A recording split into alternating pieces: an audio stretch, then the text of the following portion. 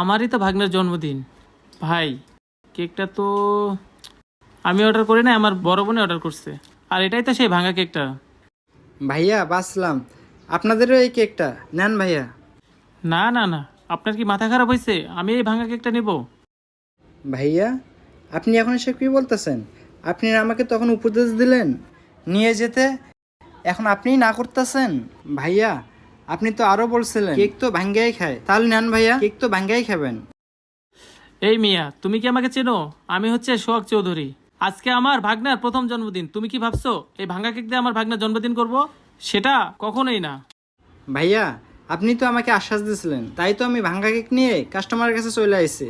আর আইসা দেখি আপনি কি না এখন সেই সিরিয়াসলি কাস্টমার হয়ে গেলেন।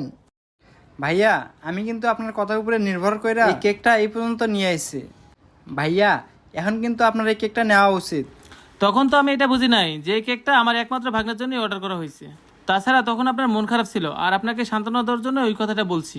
ভাইয়া আপনি যদি এখন ওইসব কথা বাদ দিয়ে এই কেকটা নিতেন তাহলে আমার জন্য ভালো হতো। আর এখন যদি আপনি এই কেকটা না রিসিভ করেন তাহলে তো আপনি জানেন আমার কত বড় ক্ষতি হয়ে যাবে। আর তাছাড়া ভাইয়া আপনি তো আমাকে বলছিলেন এই দুনিয়াতে এখনো অনেক ভালো মানুষ আছে। ভাইয়া তাদের মাঝে আপনিও তো একজন ভালো মানুষ। ভাইয়া এখন দয়া করে এই কেকটা রিসিভ করেন না। হ্যাঁ, দুনিয়াতে অনেক ভালো মানুষ আছে, কিন্তু আমি না। তুমি তাদের কাছে নিয়ে যাও। এখন ভাই আপনি বেশি কথা বলেন না। এখন যদি আপনি ভালো কেক এনে দিতে পারেন তাহলে দেন, না হলে আমি অন্য জায়গা থেকে অর্ডার করব।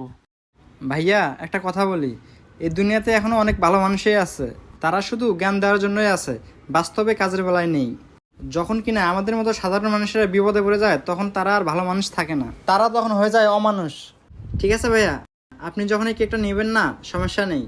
আপনি হয়তো ভাই কেকটা না নিলে আমার 3 দিনের হাজিরা চলে যাবে, সমস্যা নেই। আমাদের মতো কিছু লোকদের এইসব ক্ষতিপূরণ মেনে নেওয়ার অভ্যাস আছে। আর এতে ভাইয়া আমার বড় ধরনের কোনো ক্ষতি হবে না।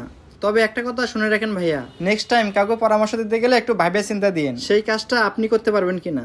ঠিক আছে ভাইয়া, ভালো থাকবেন। আমাদের এই সমাজে এরকম অনেক মানুষই আছে, তারা শুধু মিথ্যা আশ্বাসই দেয়। আমাদের ভিডিও ভালো লাগলে অবশ্যই লাইক কমেন্ট শেয়ার করবেন। ধন্যবাদ সবাইকে।